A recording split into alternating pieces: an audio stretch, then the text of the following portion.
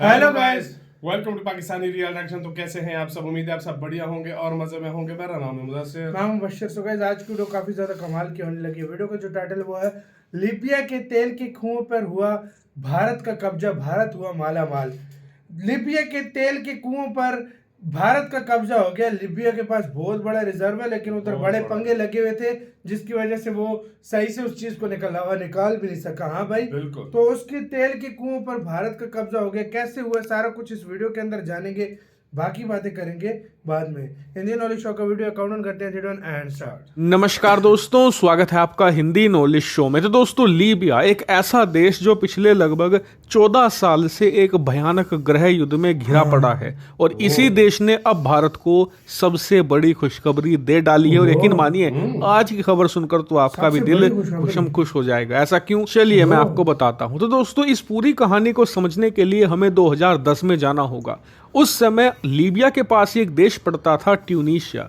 वहां पर लोगों ने जोरदार प्रदर्शन स्टार्ट किया अपने तानाशाह के खिलाफ, और वो लोग सफल भी हुए। वहां पर उन्होंने तानाशाह को उखाड़कर फेंक दिया, और इसका असर पूरे अरब वर्ल्ड की जनता पर देखने को मिला। दरअसल ट्यूनीशिया से स्टार्ट हुए प्रदर्शन धीरे धीरे पूरे अरब वर्ल्ड में फैलने लगे, चाहे वो इजिप्ट हो, चाहे लीबिया हो, या फिर अरब का कोई भी तानाशाह देश। एक एक करके तानाशाहों को हटाया जाने लगा, और तानाशाहों को हटाने की इसी मुहिम को कहा गया अरब स्प्रिंग।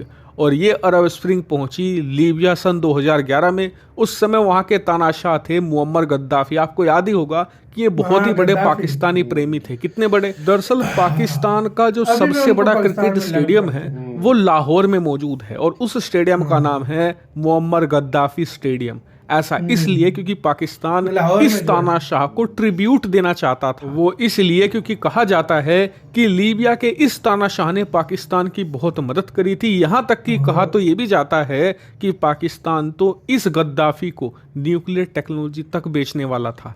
इससे आप समझिए कि तानाशाह में और पाकिस्तान में कितना ज्यादा डीप लिंक था। तो खैर 2011 में इसकी सत्ता पलट गई, और प्रदर्शनकारियों ने इस व्यक्ति को गटर से निकालकर मारा। जी हाँ, ये गटर में छुपा हुआ था अपने अंतिम दिनों में। तो खैर, लीबिया के इस तानाशाह का तो खेल खत्म हो गया, लेकिन भारत को कुछ बड़ा नुकसान यहां पर देखने को मिला। दरअसल इस पूरे अरब स्प्रिंग से पहले भारत लीबिया के अंदर 2 ऑयल ब्लॉक्स खरीद चुका था, यानी कि तेल के वो इलाके जहां पर ये तो पता है कि यहां पर तेल के भंडार मौजूद हैं, लेकिन एग्जैक्टली किस इलाके में तेल के भंडार मौजूद है वो पता नहीं, उसकी खोज करनी है। तो ऐसे भारत के पास 2 क्षेत्र थे लीबिया के अंदर। लेकिन जब ये अरब स्प्रिंग हुई तो भारत सरकार की कंपनियों को अपने काम को बंद करके वापस देश लौटना पड़ा। उम्मीद ये थी कि जब ये पूरा मामला शांत हो जाएगा साल 2 साल के बाद, तो भारतीय कंपनियां वापस जाएंगी, कच्चे तेल की इन ब्लॉक्स के अंदर खोज करेंगी, कच्चा तेल निकालेगी, और उस कच्चे तेल को भारत बेचा जाएगा। उससे जो भी प्रॉफिट होगा भारत सरकार कुछ हिस्सा रख लेंगी, और कुछ हिस्सा लीबिया के सरकार को दे दिया जाएगा। लेकिन हुआ ये कि मुअम्मर गद्दाफी को मारने के बावजूद लीबिया शांत नहीं हुआ। उसके बाद यहाँ पर 2 गुट खड़े हो गए। एक था लीबिया की वो सरकार जिसे यूनाइटेड नेशन समर्थन देता था, दूसरा था लीबिया की सेना का धड़ा।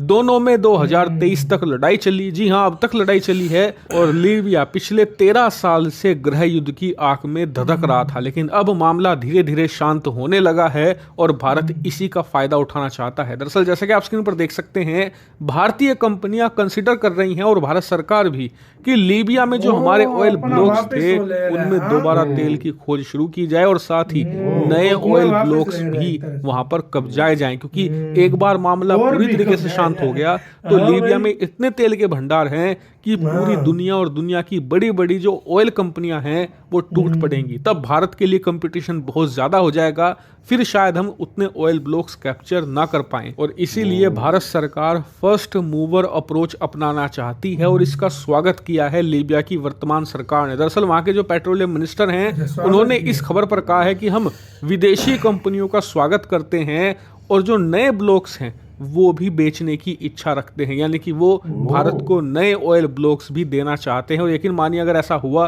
तो ये भारत के लिए ह्यूज एडवांटेज होगा और मोटा मुनाफा इससे होगा। और इससे भी बड़ी बात तो ये है कि अगर भारत ने ये कर दिखाया ना तो ये एक ऐतिहासिक डिप्लोमेटिक विक्ट्री होगी और पूरी दुनिया में भारत की चर्चा होगी। वो इसलिए क्योंकि अभी तक जो लीबिया में गृह युद्ध चल रहा था पिछले 13 साल से, इसमें एक तरफ सेना थी, एक तरफ सरकार थी।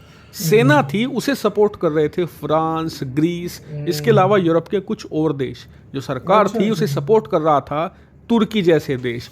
और इन्हें ये लग रहा था कि जौन सा भी पक्ष सत्ता में आ गया उनकी बल्ले बल्ले हो जाएगी। मतलब कि अगर सेना सत्ता में आ गई तो तुर्की जितने भी ऑयल ब्लॉक्स हैं, जितने भी कच्चे तेल के भंडार हैं, वो कब्जा लेगा। अगर सरकार सत्ता में बनी रही तो ऐसी स्थिति में फ्रांस के मजे आ जाएंगे, यूरोपियन देशों के मजे आ जाएंगे, इन्हें कच्चे तेल के भंडार मिलेंगे। लेकिन अब हो ये रहा है कि एक मिली जुली सरकार सी यहाँ पर बनती दिख रही है। और क्योंकि भारत ने दोनों हिस्सों से यानी कि सेना सरकार से अपने कनेक्शन बनाए रखे, ऐसे में जो देश इन दोनों की लड़ाई में मध्यस्थ रहा, यानी कि जिसने किसी का पक्ष नहीं लिया, उस पर ज्यादा भरोसा किया जाएगा।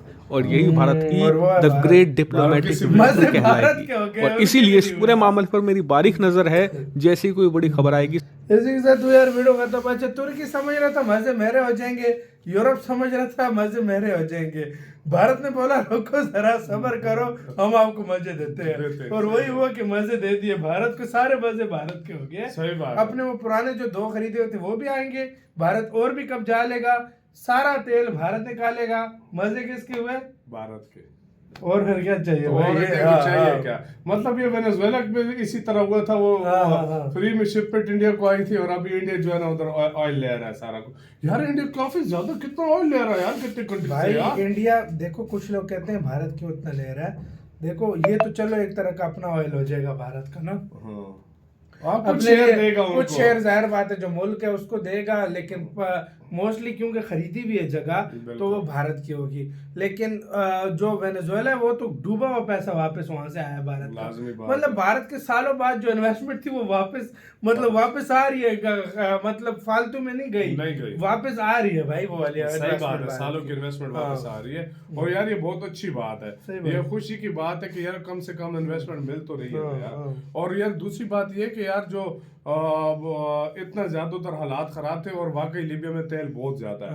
और जब गद्दाफी मारा तो तानाशाह था ना, मतलब इस तरह का उसका जिस तरह शी जिनपिंग है, हाँ भाई उसी तरह का था ना भाई। सही बात। तो मतलब उसको लोगों ने खुद मार दिया था, मतलब लोगों ने उनकी सत्ता में मतलब लोगों ने खुद किया था, इसी तरह का सिस्टम था। तो पाकिस्तान से बाकी उनके रिलेशन, हमारा कज़ाफी स्टेडियम है लाहौर का जो स्टेडियम है बड़ा प्यारा, वो वाला उसी के नाम पे रखा गया था। और तो ये है, तो यार जो भी है भारत की 5-10 की 10 उंगलियां जो है वो इस टाइम घी में, और भारत हर तरफ से मजे कर रहा है। तो भारत का हर तरफ से। और यार इंडिया बिजनेस माइंडेड है यार। इंडिया पता नहीं कितने साल पहले इंडिया ने सोचा था हम ये करेंगे, आज उसका फल मिलने वाला है। आपका कैसे कहना है अपने कमेंट सेक्शन में, बहुत ज्यादा ख्याल रखना जो है।